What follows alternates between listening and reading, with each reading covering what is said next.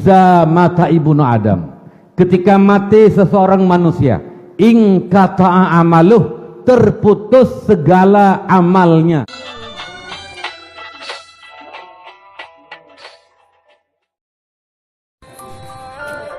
Sebelumnya, silakan tekan tombol subscribe di bawah karena akan ada banyak lagi video-video menarik lainnya. Dan jangan lupa untuk nyalakan loncengnya juga agar kamu akan... Iza mata ibnu Adam, ketika mati seseorang manusia, in qata'a amaluh, terputus segala amalnya. Urang menyeka mati putuh amai, arti putuh hana lejek ke sambung amai. Urang menyeka mati hanjek le ke semayang, urang menyeka mati hanjek le ke jakwaji, urang menyeka mati hanjek le ke puasa, urang menyeka mati hanjek le ke i'tikaf dan lain sebagainya. Amal hana bisa le bersambung, terkecuali illa min salasin, terkecuali 3 macam amal yang terus bersambung kendati pun kita telah tiada. Yang pertama, sadaqatin jariyah, sedekah jariyah, sedekah yang mengalir pahalanya. Oleh ulama mufassirin, ulama-ulama yang mufassir, muhaddisin, getafsirkan pengertian sadaqatin jariyah adalah dengan wakaf.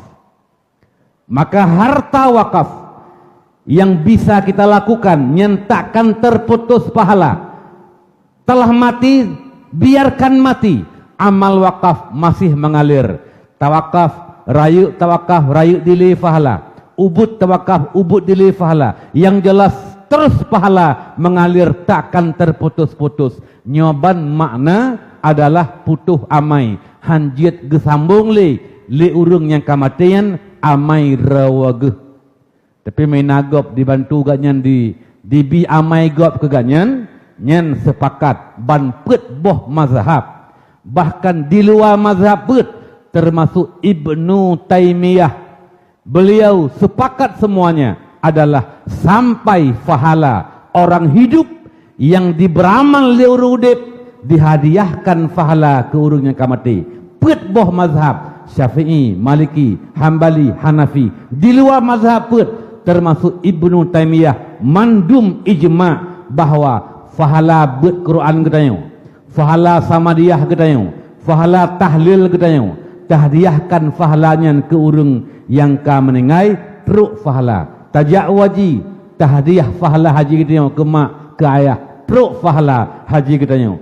Rahmat Allah yang katabi ke gop truk kurawatu hanabi, gebili Allah ke urung yang tahdiah ubi gebi kepada katanya. Kan berarti ketika kagebi ke gop, kata hadiahkan ke gop, kagadah kerawat nyo kan menan. Nyo adalah rahmat Allah Subhanahu wa taala.